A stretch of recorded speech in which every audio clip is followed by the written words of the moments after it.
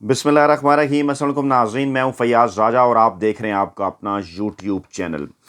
दोस्तों, पाकिस्तान में सियासी सूरत हाल बड़ी तेज़ी के साथ तब्दील हो रही है और साबिक वज़ीर-ए-आज़म पाकिस्तान इमरान खान, पाकिस्तान के मकबूल तरीन रहनुमा इमरान खान ने माफिया और हैंडलर्स को मुकम्मल तौर पर घेरे में ले लिया और ख़ास तौर पर इस्लामाबाद के बाखबर हल्के इस बात का दावा कर रहे हैं कि सुप्रीम कोर्ट ऑफ पाकिस्तान के 9 जजों के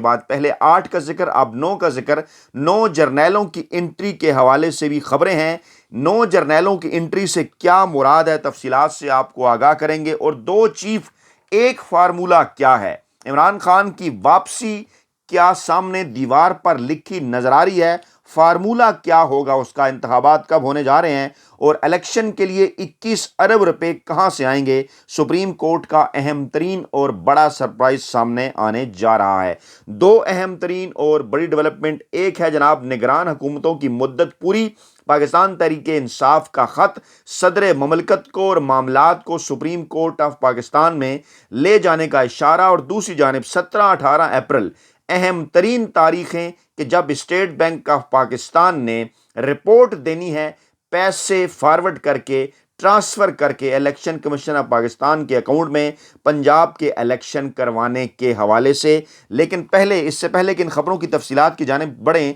बैकग्राउंड बड़ा ज़रूरी। 2 चीफ्स का पाकिस्तान में जिक्र होता है, एक आर्मी चीफ और दूसरा चीफ जस्टिस ऑफ पाकिस्तान। और हमेशा से ये पाकिस्तान की सियासी तारीख रही है, गुज़श्ता 75 बरसों के अंदर पाकिस्तान में हुकूमतें बनाने, गिराने और दीगर तमाम तर सियासी मामलात में इन दोनों चीफ्स के इदारों यानी अदलिया और इस्टेब्लिशमेंट का अहम तरीन किरदार रहा है। अगर जुल्फी भुट्टो से शुरू करें तो जुल्फ़िकार अली भुट्टो आर्मी चीफ का, उस वक्त के आर्मी चीफ जनरल ज़िया का निशाना बने, मोहम्मद खान जुनेजो भी आर्मी चीफ का निशाना बने, नवाज शरीफ सदर ममलकत का निशाना बने पहली मरतबा, लेकिन जिस तरमीम का निशाना बने वो आर्मी चीफ ही की मुतारिफ करदा थी। फिर बेनज़ीर भी 2 मरतबा आर्मी चीफ ही की तरमीम का निशाना बनी, और फिर 1999 में नवाज शरीफ आर्मी चीफ का निशाना बने, और उसके बाद पैटर्न के अंदर तब्दीली आई और जो 2 गुज़श्ता वज़राए आज़म हैं, यूसुफ ज़ा गिलानी और नवाज शरीफ, वो अदालतों से नाअहल हुए। अब इस बात के ऊपर डिबेट है क्योंकि नवाज शरीफ का मामला टोटली इंतहाई डिफरेंट, एक इंटरनेशनल स्कैंडल आने के बाद उनके ऊपर करप्शन साबित हुई जिसके नतीजे में उन्हें घर जाना पड़ा। लेकिन बहरहाल ये ज़रूर कहा जा सकता है कि उनकी जो घर वापसी है वो किसी आर्मी चीफ या सदर ममलकत की बजाय सुप्रीम कोर्ट ऑफ पाकिस्तान के ज़रिए हुई। और उसके बाद इमरान खान की हुकूमत को जब गैर आइनी और गैर कानूनी तरीके से हटाया गया तो इमरान खान के जो सहाफ़ती मुखालफीन हैं वो भी ये बात तस्लीम कर रहे थे, सुहेल वड़ैच जैसे जंग जियो ग्रुप की स्क्रीन के ऊपर बैठ के, कि इमरान खान को घर भिजवाने में ना सिर्फ पाकिस्तान की पार्लियामेंट बल्कि पार्लियामेंट के साथ साथ अदलिया और इस्टेब्लिशमेंट ने भी अहम तरीन किरदार अदा किया। कैसे? इस्टेब्लिशमेंट का किरदार सामने आ चुका, army chief general Qamar Javed Bajwa के हवाले से, जनरल फैज़ हमीद के हवाले से, अब तो मौलाना फजल रहमान भी इस बात का दावा कर रहे हैं कि इस बात का फैसला तो उन्होंने 2019 में उनके साथ मिल के कर लिया था, लेकिन उसके बाद फिर कोरोना और दीगर मामलात के बायस से इस जो है वो डील को आगे ना बढ़ाया जा सका। ये मौक़िफ़ है मौलाना फजल रहमान का। और उसके बाद फिर जो किरदार बाद में army chief general Qamar Javed Bajwa, Pakistani establishment का, अब इंटरव्यूज़ भी आ चुके, इमरान खान भी बात कर चुके, उस सारी एपिसोड के दरमियान जो कुछ हुआ वो अब किसी किस्म का कुछ सरबरस्ता राज नहीं है, बल्कि सबके सामने है कि कैसे एक एक करके इमरान खान के इत्तेहादियों ने क्यों और किसके कहने पर इमरान खान को छोड़ा, और उसके बाद फिर स्पीकर, डिप्टी स्पीकर की रूलिंग, मामला अदलिया के अंदर, और फिर जो कुछ हुआ वो आपके सामने है। यानी इस्टेब्लिशमेंट और अदलिया का किरदार है पाकिस्तान के अंदर हमेशा से एक हकीकत रही है। अब इसी हकीकत को मद्देनज़र रखते हुए अब बात यह हो रही है कि क्या मौजूदा वज़ीर-ए-आज़म शहबाज शरीफ नाअहल होने जा रहे हैं सुप्रीम कोर्ट ऑफ पाकिस्तान से, सुप्रीम कोर्ट का फैसला ना मानने की सूरत में, जो कि आइन और कानून के तहत उनका फैसला है कि पंजाब और खैबर पख्तूनख्वा के अंदर इलेक्शन के लिए ना सिर्फ फंड जारी किए जाएं बल्कि वो माहौल भी दिया जाए, सिक्योरिटी फोर्सेस और बाकी सारा, क्योंकि उनकी हुकूमत है मरकज़ के अंदर और वो इसके रास्ते में रुकावट बन रहे हैं। کبھی وفاقی کیبنٹ کا اجلاس بلا کر وہاں سے قراردادیں پاس کرواتے ہیں، کبھی پارلیمنٹ کا اجلاس بلا کر وہاں سے سپریم کورٹ آف پاکستان کے خلاف قراردادیں پاس کرواتے ہیں، اور کبھی غیر آئینی اور غیر قانونی طریقے سے کچھ ایسے قانون پاس کرنے کی کوشش کرتے ہیں جس کے ذریعے سپریم کورٹ کے جو اختیارات ہیں وہ سلب کیے جا سکیں۔ اب اسی ماحول کے اندر میں نے 2 چیفز کی بات کی تھی، اگر آرمی چیف کا ذکر کیا جائے جناب تو آرمی چیف کے انڈر کور کمانڈرز ہیں۔ پاکستان کا جو سیٹ اپ ہے اس کے اندر 9 کور کمانڈرز، مختلف کورز ہیں ان کے پاس، اور انتہائی اہم ترین کردار ان کا تمام تر فیصلوں کے حوالے سے۔ آخری فیصلہ بلا شبہ آرمی چیف کا، فارمیشن اس طرح سے ہے پاک فوج کی، لیکن بہرحال ایک کور کمانڈر کانفرنس ہوا کرتی ہے ہر مہینے جس میں تمام تر اندرونی اور بیرونی معاملات کا جائزہ لیا جاتا ہے، اور چند دن پہلے یہ کور کمانڈر کانفرنس منعقد ہوئی، اور اس کے بعد اسلام آباد کے ذرائع کا یہ دعویٰ ہے کہ سراج الحق بھی ایکٹیو ہو گئے، خبریں بھی آنا شروع ہو گئیں، اور پھر یہ خبریں بھی آئیں کہ پاکستان تحریک انصاف اور پی ڈی ایم مذاکرات کی میز پر بیٹھنے کے لیے تیار ہو گئے ہیں، اور پھر سراج الحق کی جانب سے ایک سرپرائز بھی آیا، وہ آگے چل کر آپ کو بتاتے ہیں۔ اب آرمی چیف اور ان کے 9 کور کمانڈرز، اور اسی طرح اگر سپریم کورٹ آف پاکستان کی بات کی جائے تو سپریم کورٹ آف پاکستان کے چیف جسٹس اور ان کے ساتھ کھڑے ہوئے 7 جج صاحبان، چیف جسٹس کو ملا کے 8، اور کل سے یہ خبریں کہ 9ویں جو جج ہیں وہ بھی آئین پاکستان کے ساتھ کھڑے ہو گئے، چیف جسٹس پاکستان کے ساتھ کھڑے ہو گئے۔ اس سلسلے میں نام ابھی کنفرم نہیں ہوا، لیکن ذرائع کبھی جسٹس اطہر من اللہ کا نام لیتے ہیں، کبھی جسٹس امین الدین کا، اور کبھی جسٹس منصور شاہ کا، لیکن بہرحال اس قسم کی خبریں اسلام آباد کے حلقوں کے اندر گردش ضرور کر رہی ہیں کہ جناب سپریم کورٹ آف پاکستان کے چیف جسٹس کو اب خود سمیت جو ہے وہ 9 ججز کی حمایت جو ہے وہ حاصل ہوگی ہے۔ اب اس سارے بیک گراؤنڈ کے اندر جو چیزیں چل رہی ہیں اسلام آباد کے اندر کے 2 چیفز ہیں، آرمی چیف اور چیف جسٹس آف پاکستان، گویا پاکستان کے اندر کسی فارمولے کے حوالے سے بات ہو رہی ہے، کیونکہ چیف جسٹس آف پاکستان یہ بات کر چکے کہ آئین اور قانون کے تحت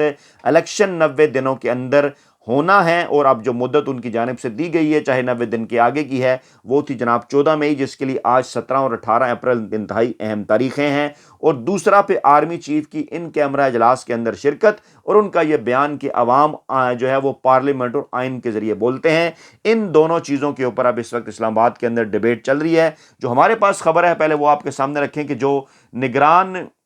حکومتوں کے حوالے سے خاص طور پہ معاملہ سپریم کورٹ کو بھجوانے کے لیے صدر مملکت کو فواد چودھری صاحب کی جانب سے یعنی کہ تحریک انصاف کی جانب سے خط لکھ دیا گیا کہ جناب 90 روز کی آئینی مدت کی تکمیل ہو گئی، اب ان نگران حکومتوں کا کیا مستقبل ہوگا، اور ڈاکٹر عارف علوی کو لکھے اس خط میں معاملہ عدالت عظمیٰ کو بھجوانے کی سفارش بھی کی گئی، اور کہا گیا کہ دستور پاکستان کے تحت اقتدار اعلیٰ تو رب العزت کے لیے خاص ہے، اور اختیارات کا سرچشمہ عوام ہے جو منتخب نمائندوں کے ذریعے اختیار برے کار لاتے ہیں، اور دستور نگران حکومتوں کو صاف شفاف انتخابات کا واحد فرض سونپتا ہے۔ نگران حکومتیں ایک طرح سے الیکشن کمیشن ہی کی توسیع ہیں۔ انہوں نے کہا کہ دستور نگران حکومتوں کو اہم پالیسی فیصلہ سازی سے روک کر روزمرہ کے امور کی انجام دہی تک محدود رکھتا ہے، اور اس کی جو مدت ہے وہ اب گزر گئی ہے۔ اب آئینی اختیارات عدالت عظمیٰ کو جو ہے وہ اختیار کرنا ہوں گے اس کے لیے، اور توسیع کی آئین بالکل اجازت نہیں دیتا، اور پنجاب اور کے پی کی دونوں کی جو نگران حکومتیں اپنی آئینی مدت مکمل کر چکی، 14 اپریل اور 18 اپریل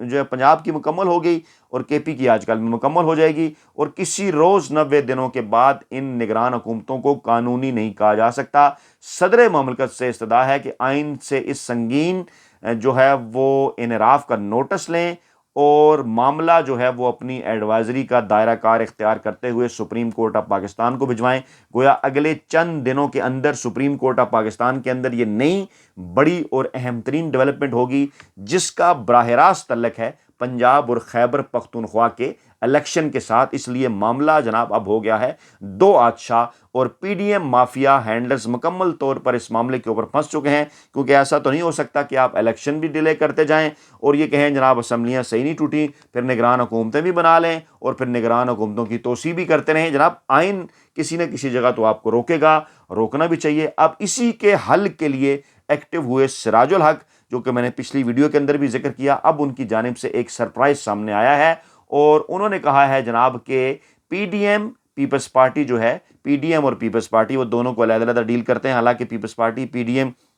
کا حصہ نہ ہونے کے باوجود وہی کام کر رہی ہے، لیکن وہ کہتے ہیں نا کہ اپنی ایک انہوں نے علیحدہ سے 1.5 اینٹ کی اپنی مسجد بنا رکھی ہے، جس میں وہ یہ ظاہر کرنے کی کوشش کرتے ہیں کہ شاید وہ پی ڈی ایم کا حصہ نہیں، جناب بڑے جمہوری ہیں۔ اچھا، سراج الحق صاحب نے کہا کہ پیپلز پارٹی اور پی ڈی ایم دونوں کو قومی اور 2 صوبائی اسمبلیاں تحلیل کرنا ہوں گی، قربانی دینا ہوگی، اور پھر انہوں نے کہا کہ سپریم کورٹ اور اسٹیبلشمنٹ اس معاملے کا حل نہیں نکال سکتے، اداروں کو اس مسئلے پر غیر جانبدار رہنا چاہیے، پی ڈی ایم اور پیپلز پارٹی قربانی دیں، اور پی ڈی ایم اور پیپلز پارٹی قربانی دیتے ہوئے قومی اسمبلی، سندھ اسمبلی اور بلوچستان اسمبلی کو تحلیل کریں۔ ہم ایک روز انتخابات کے حق میں ہیں، سیاسی جماعتیں ایک میز پر آئیں، ڈائلاگ کا راستہ اختیار کریں، اور ایسے طریقے سے ججز کی پہچان نہیں ہونی چاہیے کہ فلاں کس پارٹی کے ساتھ ہیں فلاں کس کے ساتھ۔ لیکن بہرحال ہم بات یہ واضح کر دیں، سراج الحق صاحب کے پارٹی کی بات نہیں، جو 6 یا 7 ججز جو یہ چاہتے ہیں الیکشن نہ ہو ملک کے اندر ٹیکنیکل طریقے سے معاملات کو ڈیلے کر کے، وہ تو واضح طور پر پی ڈی ایم کے ساتھ کھڑے ہوئے نظر آتے ہیں، جبکہ وہ 8 یا 9 جج صاحبان جو کہ کہتے ہیں کہ آئین اور قانون کے مطابق الیکشن ہو، وہ قطعاً پاکستان تحریک انصاف یا عمران خان کے ساتھ نہیں بلکہ ملک کے پاکستان کے آئین کے ساتھ کھڑے ہیں، کیونکہ ابھی زیادہ پرانا معاملہ نہیں، 1 سال پہلے اسی آئین کے نام پر ان کی طرف سے فیصلہ آیا، جس کے نتیجے میں عمران خان کو گھر جانا پڑا تھا۔ آپ کو یاد ہوگا کہ کس طرح سے